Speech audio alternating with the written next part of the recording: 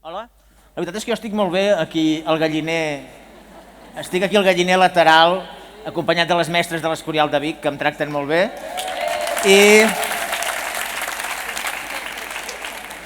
I em sento gairebé com a camp del Barça amb aquest mosaic, però si em deixeu m'agradaria baixar a dir-hi la meva, sisplau.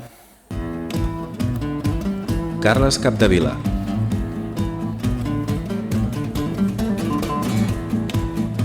Va néixer als Hostalets de Balenyà el 1965. És llicenciat en Filosofia, és periodista i professor de Comunicació a la Universitat de Barcelona. Des del novembre del 2010 és director del diari Ara. Té una experiència àmplia en premsa escrita. Abans de ser director de l'Ara, va ser articulista d'opinió als diaris Avui, El Periódico i el 9-9. Va ser corresponsal a Nova York de l'esport i cap de la secció de societat, el del diari Avui. En ràdio ha estat director i presentador del programa Eduqueu les criatures a Catalunya Ràdio i d'Alguna pregunta més, dins del Matí de Catalunya Ràdio d'Antoni Bassas. En televisió el recordareu per ser el col·laborador del Club i del programa Divendres de TV3, però també ha produït, dirigit i guionitzat diversos programes com Fitxados a Antena 3, Malalts de Tele, Qui els va parir i 7 de Notícies de TV3, i és el creador, director i productor executiu de l'APM. Ha escrit diversos llibres. Són seus Nova York a la catalana, Criatura i companyia i Jo vull ser famós. També ha escrit com a membre del col·lectiu literari Germans Miranda. En una conferència a TED Manresa va dir que a la societat hi ha prop d'un 10% d'emprenedors i un 10% d'emprenyadors. L'emprenedor és víctima de les seves idees i està rodejat d'emprenyadors, que són víctimes d'ells mateixos. Creu que és bo tenir por per no fer coses temeràries, però que cal tenir el coratge per vèncer-la. I és un defensor del bon humor en tots els àmbits, especialment en l'educatiu.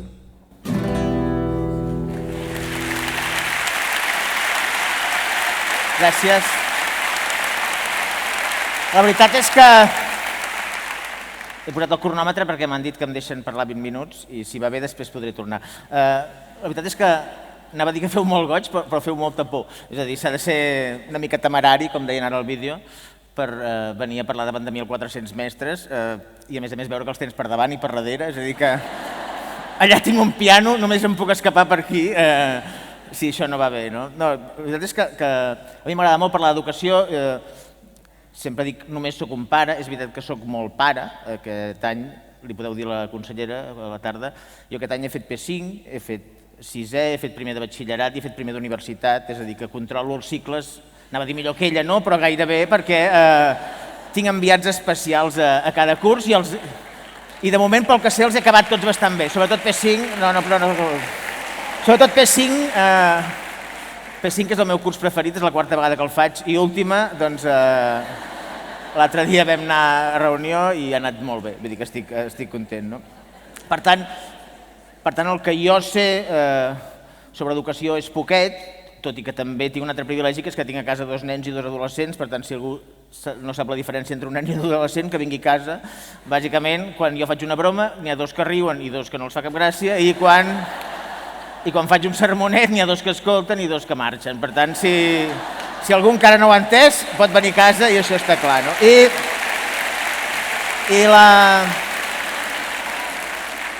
I probablement una de les aportacions que a casa podem fer al món de la paternitat, maternitat, amb aquests 18 anys i mig fent de pares, ha estat redescobrir la teoria de la relativitat, que és bastant elemental.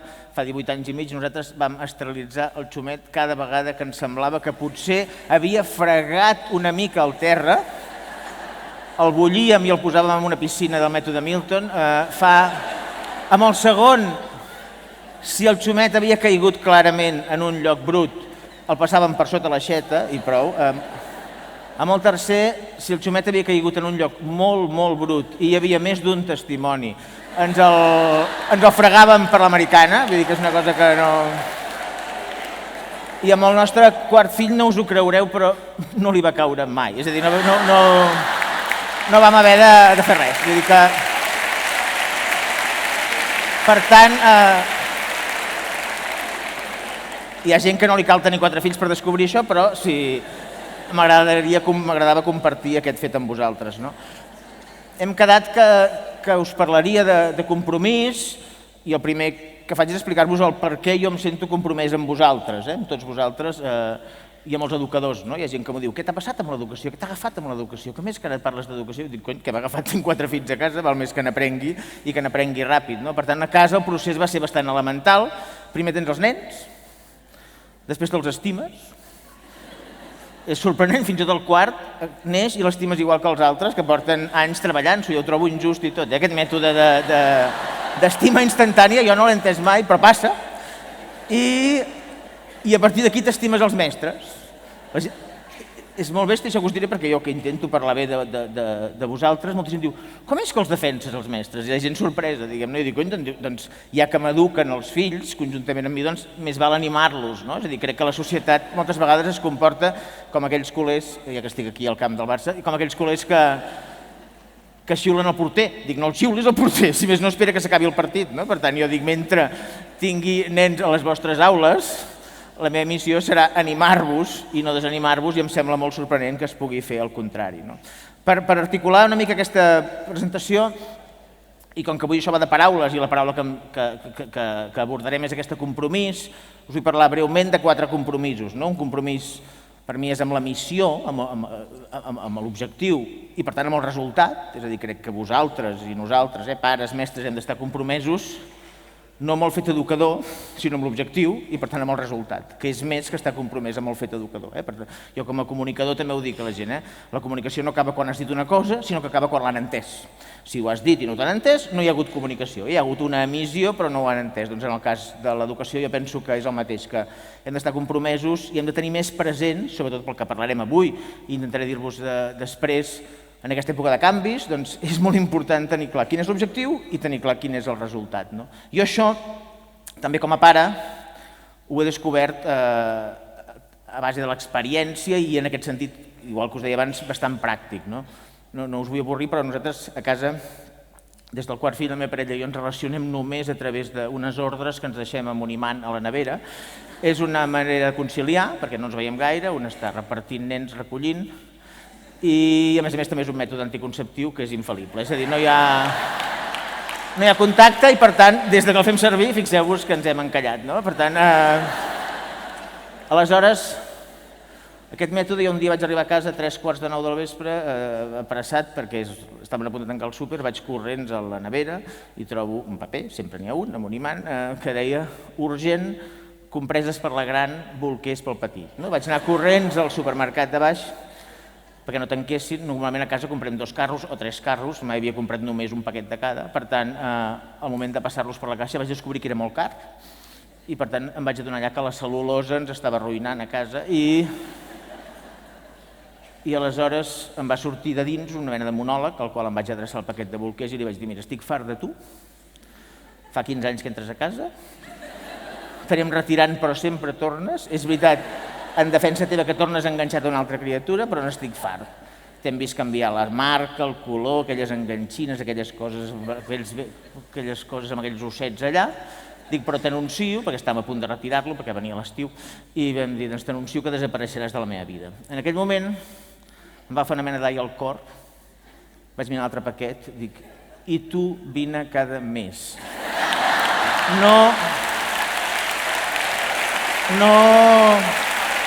No estava parlant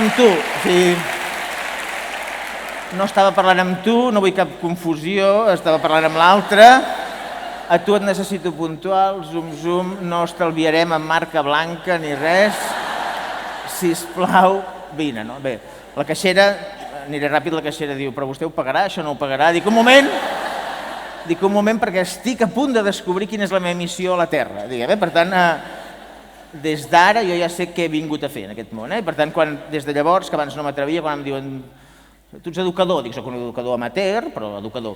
Què vol dir educar? Doncs jo torno al súper i dic, educar vol dir espavilar els petits i controlar els grans. Aquesta és la meva missió a la Terra. I per tant, va molt bé, i estem al primer punt del compromís, perquè el meu compromís com a pare és aquesta missió, espavilar els petits, que es compleix si s'espavilen, i controlar els grans, que es compleix si es controlen, que això costa més. Però, en tot cas, aquesta és la missió i aquest és l'objectiu.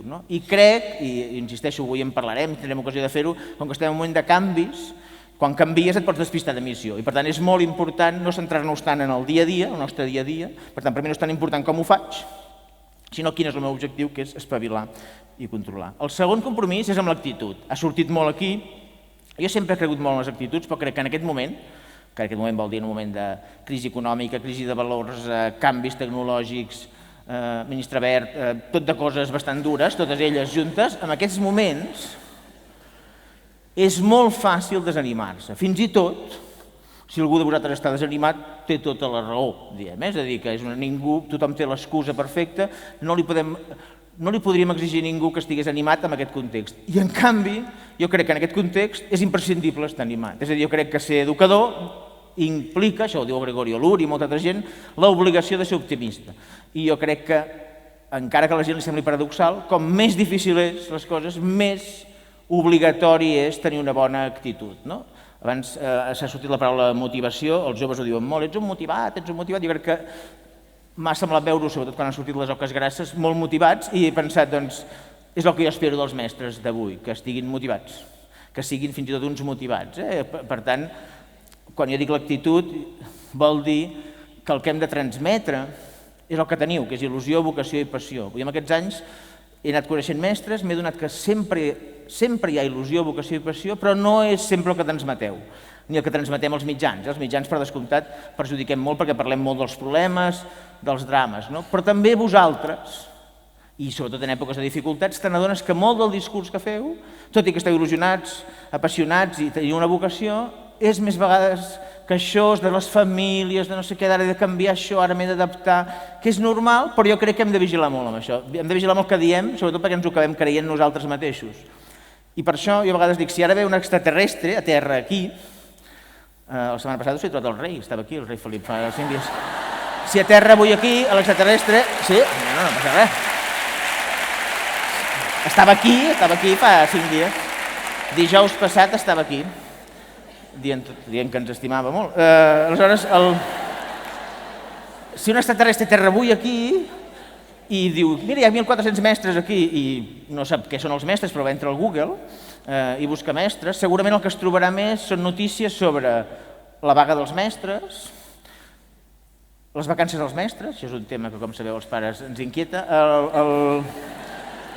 i després parlarà de l'estrès dels mestres, la depressió dels mestres, i l'extraterrestre dirà, jo no ho entenc. O sigui, els mestres, pel que jo he sabut, són uns individus que es passen el dia fent o vaga o vacances i a sobre s'estressen i es deprimeixen, diguem, no? Aleshores, són gent molt estranya perquè no sé com tenen temps d'estressar-se, no? Aleshores, això, molt poques vegades, anant a parar a les escoles d'estiu, aquí a formació, no sé on, es trobarà il·lusió, vocació i passió. Per què? Perquè no en parlem, és a dir, perquè la donem per suposada, però en canvi jo crec que som en l'era clarament de la comunicació, el que transmetem també s'encomana, i per tant, si volem, perquè moltes vegades mestres t'ho diuen, és que la gent no sap que jo estic molt vocacional, que tinc una gran vocació, que estic molt il·lusionat, però també això vol dir, i per això m'ha encantat veure-us aquí, i en aquest vídeo m'ha divertit molt, somriure, estar orgullós de la teva feina. Això als periodistes ens passa molt, ara com que tot va molt malament, tots estan deprimits, dic, no ens comprarà ningú al final, perquè si anem amb la cara de deprimits pel món, i això és un desastre, qui vols que consumeixi el que tu fas, que en el nostre cas és un producte, doncs el vostre és el mateix. Què vol dir il·lusió, vocació i passió? Abans parlaven de referents, per tu 11 minuts, me'n queden 8. Clar, jo vaig estudiar filosofia. Per què? Perquè vaig trobar un mestre excel·lent de filosofia. Només per això. A tercer de BUP.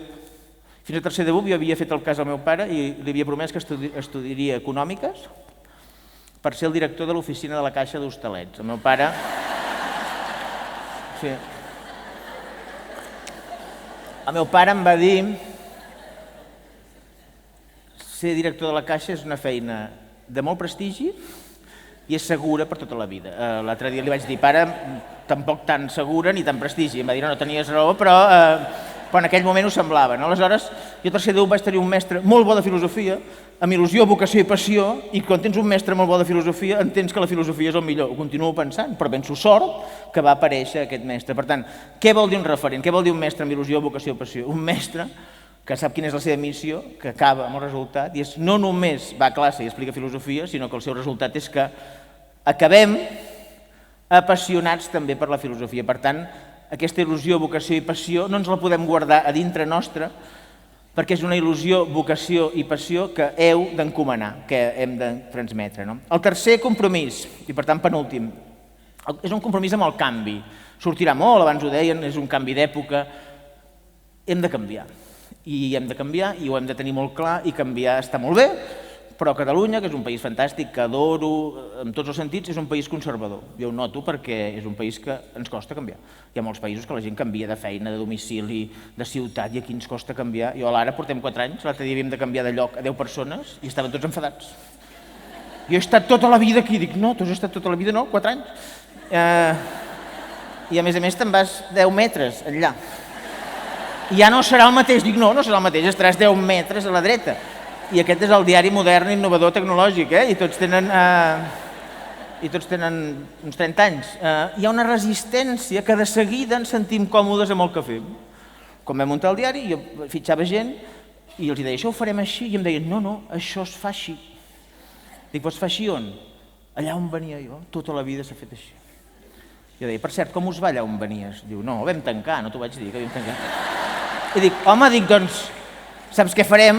No sé com s'ha de fer, però no ho farem com ho feies tu, perquè fixa't que allà vau tancar i aquí estem obrint, que són 2 verbs diferents, és a dir que però fins i tot havent tancat,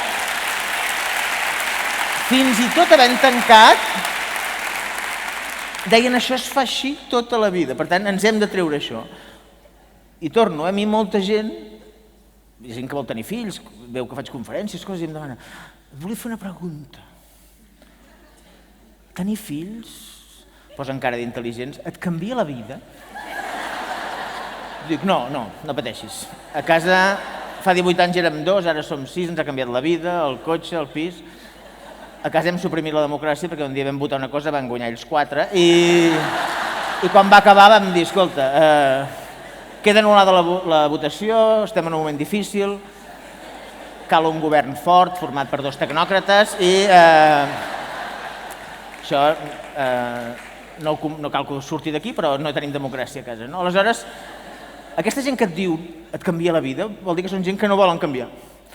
Quan canviar és l'única oportunitat que tenim per millorar. Et trobes gent, jo me'n trobo de gent que diu jo sóc així i no canviaré. I te'ls mires i dius, t'aniria molt bé canviar perquè estàs fatal. Hi ha gent que està fatal.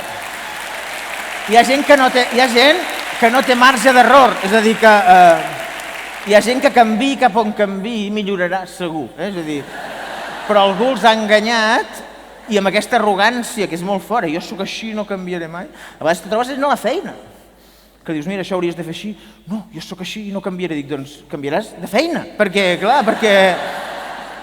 aquí s'haurien de fer així, és a dir, fins i tot no hi ha ni la sensació que treballem en equip i per tant aquest canvi ens ha de portar a adaptar-nos. Abans ho deien, intentaré parlar-ne després, estem vivint, el Bauman ho diu, un interregne, estem vivint no petits canvis, sinó un canvi d'època, un canvi d'era, hi ha una crisi econòmica, una crisi de valors que col·lapsa tot un sistema consumista, occident, i hi ha un canvi tecnològic que fa que podem estar en xarxa tots, no només les badrunes, tots estem en xarxa amb tot el món. Aleshores aquest canvi és tan bèstia que és impossible que puguem continuar educant, informant o curant, és a dir, els metges, mestres i periodistes hem de canviar. No hem de canviar radicalment, la missió és la mateixa, la vostra missió és formar, educar, els periodistes és informar, els metges és curar, però no és un canvi només tecnològic, és que és un canvi de posició, un canvi de visió, i per tant aquest canvi l'hem de fer i l'hem de fer amb alegria. Jo crec que una de les coses pitjors que pot passar és quan fas un canvi imposant-lo, és a dir, els canvis s'han de fer des de baix sempre. Si tu imposes un canvi i tens la resistència de la gent és millor no fer-lo. I alguna vegada si vull canviar alguna cosa i veig que la gent no s'ho prendrà seriosament, dic doncs no ho canviem. Prefereixo el vell sistema que un nou sistema amb una gent resistent. I aquesta diferència entre hem de canviar o volem canviar, aquesta diferència que és dir, no és que he de canviar, no és que ara he d'adaptar-me a això, que és una cosa feixuga, m'he d'adaptar a això, què hi farem, sinó vull, abraçar el canvi és una cosa molt important i per tant us he parlat del compromís amb la missió i amb el resultat del compromís amb l'actitud, i aquest tercer compromís era el compromís amb el canvi. I el quart es deriva d'això, i ve de la paraula compromís, és un compromís amb els companys. Per mi aquest no és el compromís més important, no és l'objectiu, és el mètode, és a dir, com? Estem parlant de la paraula compromís, com?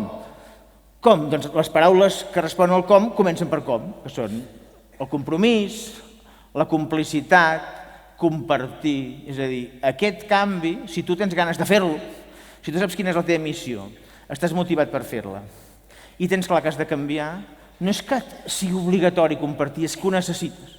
No és que algú t'obligui, és que tu vols. És a dir, quan tu vols canviar la manera d'ensenyar, quan tu vols saber com has d'abraçar noves tecnologies, com vols fer això, no és que ara m'he de connectar perquè compartir està bé. No, és que necessites altres experiències, les necessites. Per tant, compartir, cooperar, la complicitat amb els companys, tot això serà obligatori. Serà obligatori, però et sortirà de dintre. I per tant, aquesta és la paraula que tocàvem en aquesta primera sessió, quan portem 18 minuts i 40 segons, per tant estic superfeliç perquè em guardo un minut per la següent i perdoneu per explicar-vos les meves batalletes i ara tinc ganes d'escoltar més vivències vostres. Gràcies. Gràcies. Us prometo que és l'última vegada que pujo, vull dir que m'hi estic acostumant, però m'han dit que ara ja, quan acabi me'n vaig.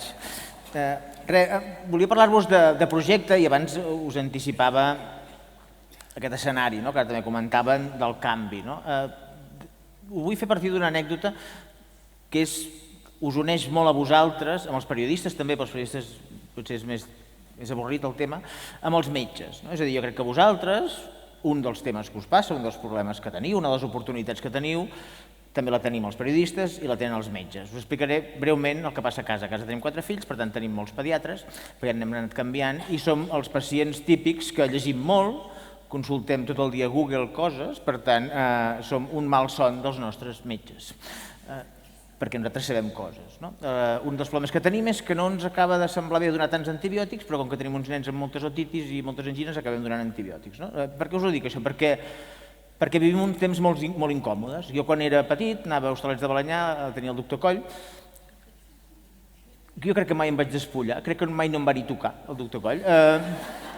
La meva mare li deia més o menys el que tenia i ell feia una recepta d'un antibiòtic, me'l donaven i aquí estic. Per tant va anar bé, però podria haver anat malament, perquè no em vaig despullar i crec que no em va tocar mai el doctor Coll. Però vaja, ningú li discutia res al doctor Coll. Si el doctor Coll ressuscita avui, se'n torna, perquè li toca un pacient com jo, que porta el llibre del Carlos González, el llibre de l'altre, que porta el Google, que va aquí, que està preocupat per les farmacèutiques, per les vacunes i això, i és molt difícil ser pediatre avui. Tant que a casa tenim, a través d'una mútua, uns pediatres d'urgència, que n'hi ha molts, a Barcelona, n'hi ha molts, i de tant en tant, quan tenim dubtes, un nen molt enfebrat, truquem. Fa poc vaig trucar al meu fill de P5, aquest fill encantador, estava enfebrat. Vaig trucar, va venir un metge, se'l va mirar una mica i va receptar un antibiòtic, va marxar. Vaig dir a la meva dona, dic, mira, diu un antibiòtic, diu, no li donis. Dic, no li donaré. De moment donarem unes boletes i ja veurem. L'endemà estava més enfebrat el nen i jo dic, saps què, tornaré a trucar a pediatres d'urgència. Primer cop a la vida torno al mateix, és una cosa que és un problema. Truca al timbre l'home, diu, jo vaig venir ahir aquí, dic, sí. Diu, vinc a veure un altre nen, dic, no, miri que en tenim, però ve a veure el mateix, justament. Diu, i què li passa? Dic, s'ha enfebrat més. Diu, com va l'antibiòtic? Dic, no li he donat. I l'home diu, i què faig jo aquí? I li vaig dir, no ho sé. Dic, segui. Segui, doctor, segui, i parlarem. I li vaig dir, dic, miri, a vostè i a mi, doctor, ens ha tocat viure moments incòmodes. Jo ara enyoro la meva mare i el doctor Coll, perquè s'entenien perfectament. És a dir, el doctor Coll receptava, la meva mare comprava, patapum, saps? I, per tant, dic, entenc que és fotut ser pediatre avui dia, però imagina't ser pare. Imagina't ser pare, perquè el crido a vostè, desconfiant de vostè, consulto a Google, miro llibres, no li dono l'antibiòtic, estic espantat que no li he donat i el torno a cridar. I el tio em va dir, molt bé, però com que tinc més gent, què fem? I li dic, sap què ha de fer vostè? Dic, torni-se'l a mirar. Si pot ser millor que ahir, que va anar molt ràpid. Dic, posi cara de, quina infecció més gran que estic veient. És a dir, convenci'm, perquè jo he de convèncer la meva dona. Vull dir que aquí hi ha feina, Dic, o sigui, convenci'm, digui'm, quina infecció més clara i més localitzada que veig, i jo li donaré. Ho va fer bé, l'home. Va tornar a mirar, millor, va posar cara de oh, quina infecció, i jo li vaig trucar, vaig dir sí, infecció claríssima, no com ahir, i per tant li vaig donar. Aleshores, què vull dir amb això? Que dues coses molt importants per vosaltres. Una, jo crec que és millor ara que quan jo era petit, jo crec. És a dir, jo crec que hem acabat amb la impunitat dels metges, els mestres i els periodistes. És a dir, els periodistes decidíem què sabíeu i què no. Els mestres decidíem, t'ensenyo això i t'ensenyo això. I els metges deien, et prens això i et prens això. Hem acabat amb aquesta impunitat. És a dir, ara, com abans sortia la paraula horitzontalitat, ara tots ens pensem que sabem coses. No en sabem, però ens ho pensem. Per tant, punt 1, jo crec que és millor ara. Punt 2, imagineu que no pensés que és millor ara. Igualment no hi ha volta enrere. És a dir, no hi ha cap possibilitat, no hi ha cap camí, no hi ha cap opció, no teniu cap possibilitat, o sigui, els periodistes no tenim cap possibilitat que la gent cregui en nosaltres cegament. Cap ni una. Els mestres, aquesta autoritat de dir el monopoli dels continguts el tinc jo, ha desaparegut. Tota la informació, tot està penjada, connectada a la xarxa. Per tant, ho dic al revés. 1, no teniu cap altra alternativa que adaptar-vos a aquests nous temps. 2, jo crec que són millors. Perquè potser el doctor Coll es podria haver equivocat. I en canvi ara, si el pediatre és bo, ja em convencerà a mi. Per què us he explicat el tema del pediatre? Perquè jo no vull ser metge. Jo soc un pare, no vull ser metge. No vull ser mestre. Però sé coses o crec que sé coses. Necessito conversar amb vosaltres, necessito dialogar amb vosaltres i necessito que a través de la comunicació recupereu l'autoritat. Per tant, un dels problemes que tenim en aquests moments els metges, els mestres periodistes, és que hem de recuperar l'autoritat. És possible? Sí. Imagina, em diu, hi haurà periodistes sempre? Segur. Hi haurà mestres? Seguríssim. Hi haurà metges? Seguríssim. Com fins ara? No. Ens haurem d'adaptar a un món horitzontal en què ja no tenim l'autoritat regalada, sinó que l'hem de convèncer dialogant. I per tant, us convido, i de fet m'ha encantat la vostra intervenció abans, perquè per mi era una lliçó de comunicació, és a dir, fins i tot he pensat, hauria de parlar com ells, que parlaven a poc i somrient, jo no tan ràpid. Vull dir que us felicito per com heu explicat les històries, perquè una de les claus és la bona comunicació. Abans us deia, jo ja sé que teniu il·lusió, vocació i passió, però transmeteu il·lusió, vocació i passió. Aleshores, jo ja sé que en sabeu més, doncs no tingueu por de parlar amb mi com a pare, no tingueu por de parlar amb l'alumne, no tingueu por que l'alumne sàpiga altres coses, miri vídeos, no tingueu por, no vulgueu el monopoli trist, igual que el periodisme, trist de jo sóc el que sap la lliçó de geografia. Tant és. El periodisme ja no tenim el monopoli d'aquella notícia, però hem de ser els que l'expliquem millor, els que l'analitzem millor. Aleshores, vosaltres heu de ser els que formeu millor els alumnes, els que els formeu millor, els que ensenyeu millor, però ja no decidiu que només sabran el que vosaltres els direu a classe perquè saben altres coses, tenen accés a altres coses. Per tant, segon punt, la comunicació és molt important. També la comunicació amb els pares, és a dir, com que jo crec que un dels temes que ens passa a Catalunya és que l'educació no té prou prestigi i crec que això és un error gravíssim de la societat, crec que la reconquerireu parlant amb els pares, comunicant amb els pares. Jo quan vaig començar a anar a l'escola, jo adoro tots els mestres, però la meva adoració és infinita pels mestres d'escola infantil i ja per les d'escola bressoles que els hi faria una creu de Sant Jordi cada dia perquè són la gent més pacient que hi ha a l'univers. Tot i això, entenc que en la comunicació pares-mestres, i això ho vaig viure jo fa 18 anys, quan vaig anar a parar a la primera escola bressol, entenc que en la comunicació pares-mestres hi ha alguna cosa inicial que ens desconnecta a tots, que crea a vegades una primera desconfiança. És bastant elemental. Jo quan la nostra filla, als 9 mesos, la vam portar a l'escola bressol, al cap de 15 dies, la mestra, quan jo recollia la nena, es va adreçar a la meva filla, a davant meu, mentre me la donava, i li va dir a la meva filla, recorda-li al papa que fa dies que s'han acabat les tovalloletes. Aleshores, i jo vaig arribar a casa content, dic, mira, avui li han ensenyat a parlar, ja, dic, i ara la nena ens recordarà una cosa, no? Aleshores, vam esperar un parell d'hores, no deia res, la nena.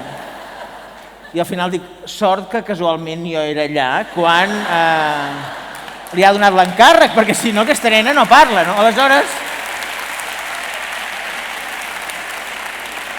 Aleshores vaig dir, això deu anar així, o sigui, la relació pares-mestres deu ser parlar per criatura interposada, no? I aleshores, jo l'endemà vaig anar a comprar corrents tovalloletes al dia, nosaltres a casa els comprem Dodot Mimo, però a l'escoleta portàvem dia per si els donàvem a un altre nen, no? rasquen una mica, però no passa res. I llavors l'endemà jo vaig portar les tovalloletes a la motxileta i vaig entregar la meva filleta per sobre d'una porteta i li vaig dir a la meva filla: digue-li a la mestra que el papa ja ha portat les tovalloletes i que tampoc calia una bronqueta com la d'ahir, no? Aleshores, aquí per mi hi ha un primer tema, que és, de cop, creem una relació pares-mestres, que som socis, cooperatius, col·laboradors, de ai, ai, ai, que em renyen, ai, ai, ai, no m'atreveixo a parlar-hi, utilitzo la criatura interposada, no? Aleshores, jo us ho dic perquè en aquests 18 anys de tenir molts mestres, això que us diré és una cosa molt injusta, quins jo crec que són els millors mestres que han tingut els meus fills? Els que s'han comunicat bé amb mi. I quins penso... És a dir, jo concloc, és molt injust, perquè això de la comunicació també són ganes, una certa capacitat, però els mestres que s'han comunicat bé amb mi, els mestres que han invertit en aquesta comunicació, s'han guanyat la meva confiança i com que s'han guanyat la meva confiança, les coses han anat millor.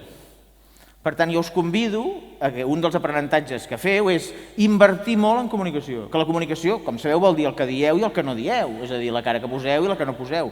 Com...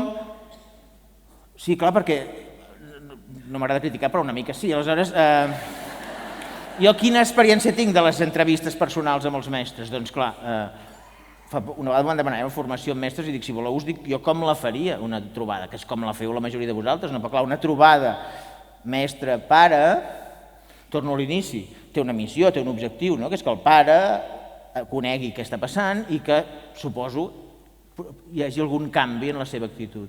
Aleshores, jo a vegades em trobo, a la feina això que algú diu, m'ha tocat reunió de mestre, que si no sou a casa, que si heu de llegir, que no sé què...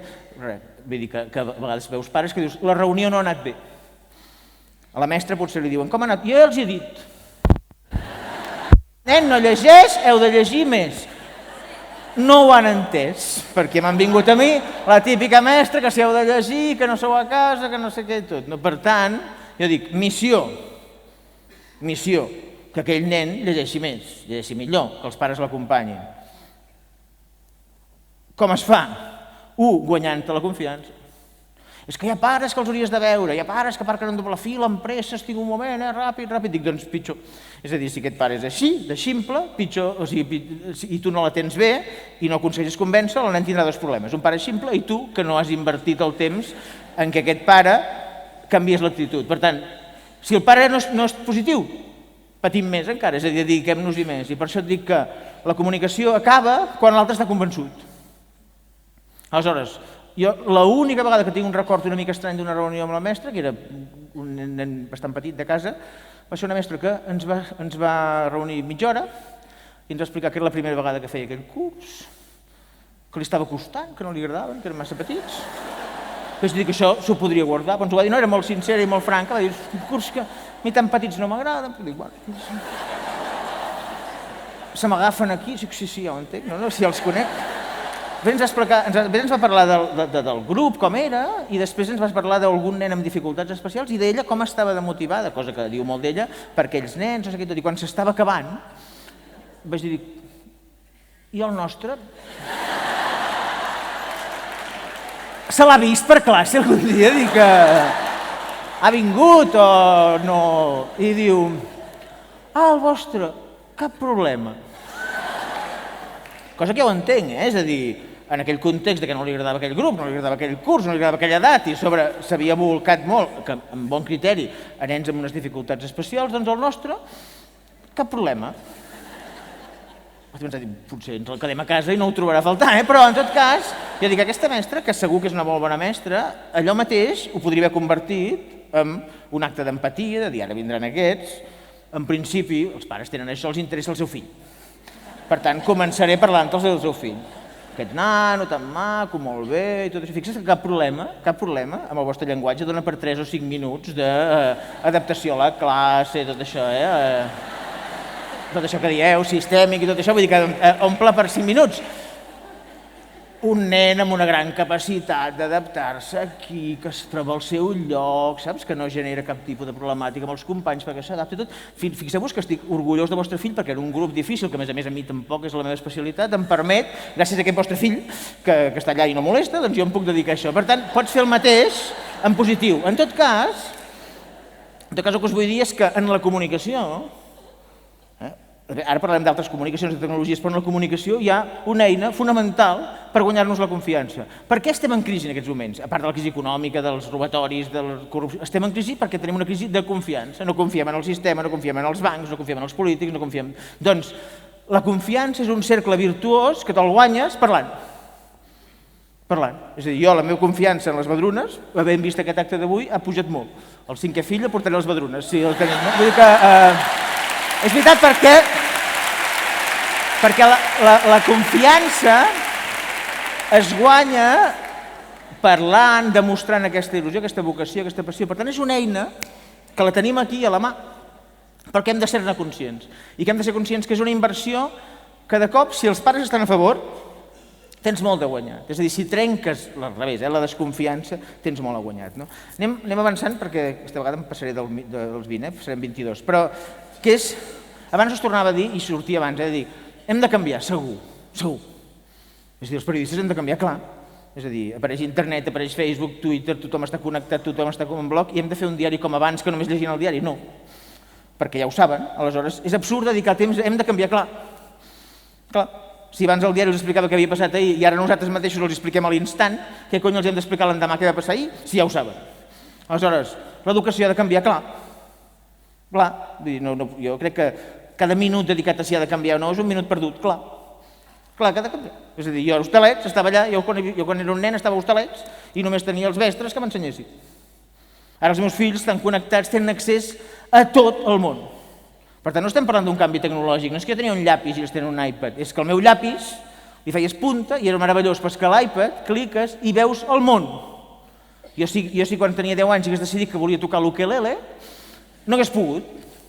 Hagués mirat, a Hostalets hi ha cap ukelele? No. A Vic hi ha cap ukelele? No, doncs cap a casa. Ara un nen posa ukelele, fins i tot sense saber com s'escriu, tant és, poses ukelele de qualsevol forma a Google i al cap d'un minut tens partitures d'ukelele, vídeos tutorials d'ukelele, els millors concerts d'ukelele. Per tant, en aquests moments, el que hem de formar és a gent que sàpiga trobar la informació per la informació, i és tota. Aleshores, no podem dir, no, jo t'explicaré què és l'ukelele, no, t'acompanyo, aquí parleu, acompanyant els processos, t'acompanyo a aquest món. Aleshores, això és innegociable. És a dir, qualsevol resistència al canvi, per mi, qualsevol immobilisme, per mi és terrible. Igual que per mi és terrible els gurús, o tot ha de canviar, perquè, com s'ha dit abans, la funció del mestre és la mateixa. La funció del mestre és la mateixa, que és un mestre, un alumne. La del periodista és la mateixa, és informar. Per tant, no confonguem. Abans sortia el tema de l'iPad. A mi això em té fascinat, no? Perquè hi ha molta gent que diu, el meu fill és tan intel·ligent que sap fer l'iPad. Jo dic, no, el seu fill no és tan intel·ligent. Si el seu fill fos tan intel·ligent, no posaria els dits a l'endoll, que també he vist que els hi posava, el seu fill. És a dir, el seu fill és un nen que des de fa segles els nens posen els dits allà on poden. El que és intel·ligent és el tio que s'ha inventat una tecnologia que funciona amb els dits. Aquest sí que és llest. Perquè aquest tio ha agafat i ara tu cliques i se t'obre el món. Per tant, tenim uns nens que amb el dit accedeixen al món. I per tant, evidentment, són nadius digitals que accediran millor a la informació. Però el tema no és aquest. El tema és què fem amb el dit. Això ho arreglarem, El tema és què fem amb el dit. Per tant, a mi la frase meva preferida de la història, me la van explicar quan no hi havia internet, que és aquella frase que diu, quan el savi assenyala la lluna amb el dit, el tonto mira el dit. Sabeu aquella frase que t'estan dient mira la lluna i el tonto mira el dit. Per tant, jo crec que si confonem en el periodisme, en la medicina i en l'educació el canvi tecnològic amb la plataforma, estem sent tontos. Per tant, no és un tema de... No, deixeu-me continuar. No és un tema d'aquest. Ara, el que és important és que amb el dit hi ha moltes llunes. Què ha de fer el mestre? Ensenyar-li aquestes llunes. És a dir, el mestre ha d'acompanyar el meu nen, que amb aquest dit pot anar per tot arreu, l'ha d'acompanyar, acompanyar-lo en el procés de descobrir el món. I, evidentment, el món connectat, torno al metge, no hi ha remei, és a dir, no hi ha alternativa, és el món que tenim. 2, és millor. És millor. Jo vaig descobrir la Khan Academy, no? La Khan Academy, sabeu que és aquest noi de Bangladesh, un estudiant de Harvard que el seu cosí li diu jo vull preparar-me per Harvard, no entenc l'àlgebra, crec que era, i el noi aquest que ja treballava, un alumne brillant, comença a fer uns vídeos tutorials. I de cop aquest noi, amb aquests vídeos tutorials, aprèn, més que a classe. I de cop aquest noi els penja a YouTube i comença a compartir-los amb els amics i es crea un fenomen, la Khan Academy, K-A-N Academy, que són vídeos tutorials, ara li van donar un premi, està fent per tot el món, que són vídeos tutorials perfectes per aprendre. De manera que hi ha gent als Estats Units que diu, hi ha altres llocs que diuen, potser, ja que tenim vídeos tutorials, hauríem de plantejar-nos, en lloc de a classes els expliquem la lliçó i a casa fan els deures, que a casa es mirin vídeos tutorials i a classe facin els deures, ja que tenen el mestre davant. És només una de les 1000 idees que hi ha, però estem parlant d'una idea de dir, no ens ha de fer por. Hi ha gent que li fa por, home, i si miren el vídeo tutorial, jo què faré? Doncs tu ets el mestre, tu resoldràs els problemes, resoldràs els dubtes, els acompanyaràs, però és que a vegades un vídeo, com s'ha demostrat en aquest cas, un vídeo la gent el pot aturar, el pot veure, són vídeos molt elementals, que estan fets parlant, amb una pissarreta digital i això. Per tant, no ens ha de fer por. Però la solució no són els vídeos tutorials, la solució és un mestre, un alumne, coneixement. Ara, si tenim noves eines, el mateix que recomano als metges i als periodistes, humilitat, no tinc el monopoli, però soc mestre. Per tant, no tinc el monopoli, fins i tot potser hi ha vídeos que expliquen millor l'equació de segon grau que jo, o potser hi ha vídeos que expliquen millor aquesta assignatura que jo, però en canvi jo soc el mestre. I per tant, jo què faré? Acompanyaré aquests alumnes, el que té més dificultats, el que no, l'acompanyaré en aquest procés de descobrir llunes amb el món. Això, que fa molta por, el canvi, fa molta por. Torno al que us deia abans, heu de saber dues coses. Una, que el món aquest d'abans s'acaba, per tant que l'hem de fer. Normalment canviar era de gent arriscada, jo crec que ara canviar és el més conservador, és a dir, sabem que el que teníem s'ensorra, i a més el que teníem ens ha portat a la ruïna, per cert. Aleshores, no parlo de l'educació, parlo del sistema, diguem, el sistema que teníem ens ha portat a la ruïna. Per tant, canviar, que sempre és arriscat, jo crec que ara és conservador. Quedar-te allà on eres sí que és arriscat, perquè sabem que això no hi és, i jo crec que el canvi l'hem de fer també des d'un punt de vista que és assumir que si la revolució, per dir-ho així, tecnològica, que per mi no és tecnològica sinó del món en xarxa, no la feu els mestres, la faran els tecnòlegs, els tecnòcrates per vosaltres, i la faran malament. I el que està passant amb el periodista. Els últims mitjans de comunicació més bèsties els han inventat programadors, informàtics, empresaris, que saben com tenir entretinguda la gent amb informació banal i els hi funciona de meravella, i gairebé sense periodistes. I els periodistes diuen, què farem, què farem? Dic, doncs espavila't i abraça tu la tecnologia, canvia, fes mitjans més interactius per fer bon periodisme però amb les eines interactives. L'altre dia estàvem en un congrés. Si els mestres no us aboqueu a entendre que el món ha canviat, que el nen té accés amb el seu ditet a tot això, si no abraceu això, i de fet ja està passant, ja hi ha empreses que muntaran pseudojocs educatius, vull dir que la tecnologia és com la política, saps que diuen si no fas política la fan en contra teva, doncs el mateix, si l'educació no abraça la tecnologia no patiu que la tecnologia us abraçarà a vosaltres i per tant perjudicarà la vostra missió. Aleshores jo crec que no ens calen ni gurús de la gran tecnologia ni immobilistes, no ens cal confondre la lluna amb la punta del dit, és a dir, no ens cal que ens preocupi, el tema no és l'iPad, el tema és el món connectat, l'accés a tota la informació. No ens calen, per dir-ho en termes de pares, jo distingeixo entre el pare noic és aquest pare que està aterrit per la tecnologia, internet és ple de pederastes, és terrible, tots els nens es tornen addictes, no estudien, només s'entretenen i estan en perill permanent, aquest és el pare noic, però per mi és igual de pitjor el papanates. El papanates és aquest que diu això el meu nen és molt intel·ligent perquè sap fer l'iPad, el meu nen el tinc controlat perquè està tot el dia a l'ordinador, o el que diu ja no cal l'escola, que estigui a casa mirant vídeos. És a dir, tenim el problema del paranoic i del papanates, tenim aquest problema. Vosaltres, entremig, heu d'assumir que el vostre rol és el de sempre, us dediqueu a això, a formar persones, heu de formar aprenents que hauran de formar-se sempre, teniu aquesta sort, us ha tocat viure en aquest moment històric. Els moments històrics són una oportunitat, tot i que també són molt complicats i molt incòmodes, si no preguntar-li al meu pediatre d'urgència, i per tant crec que heu d'abraçar aquest canvi amb il·lusió, no a la defensiva sinó a l'atac. I per acabar, perquè ara sí que porto 23 minuts, ho heu de fer amb sentit de l'humor, és a dir, si rebobineu tot el que he dit jo, el que han dit altres entesos, el que heu dit aquí, el que sortirà, el que heu vist en aquests vídeos del Ken Robinson, tota aquesta gent, de tabales. És molt difícil, vivim un interregne, hem de canviar molt, tatabales. És a dir, tot això ho heu de viure sense una transcendència brutal. És a dir, teniu la missió més important del món, educar en un moment de canvi radical. Però, a més, ho heu de fer contents. Perquè si no ho feu contents no val. Igual que els pares, és a dir, que els pares d'avui eduquem preocupats, angoixats, acomplexats, no val. És a dir, quan un pare o una mare al seu fill li demana una piruleta i veus que s'asseu allà, hem de parlar. El teu pare i jo hem decidit que aquesta piruleta no té els nutrients necessaris pel teu creixement. Quan veus aquest pare o mare complexat amb un nen que li diu, mama, quin problema tenim? Em fa vergonya, estem al carrer. Soc un nen, només he demanat una piruleta. Tu només m'has de dir sí o no, brillo, mama, necessito algun criteri, necessito algú amb seguretat, amb criteri, amb espontaneïtat, necessito algú que em digui sí o no perquè sóc un nen.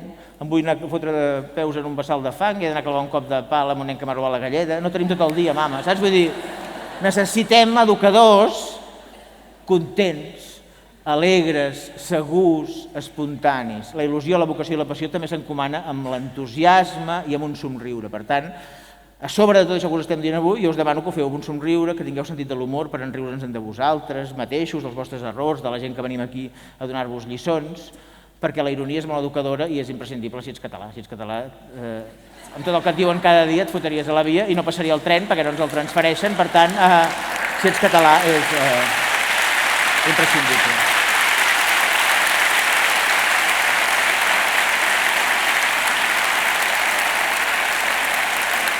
Moltes gràcies i molta sort.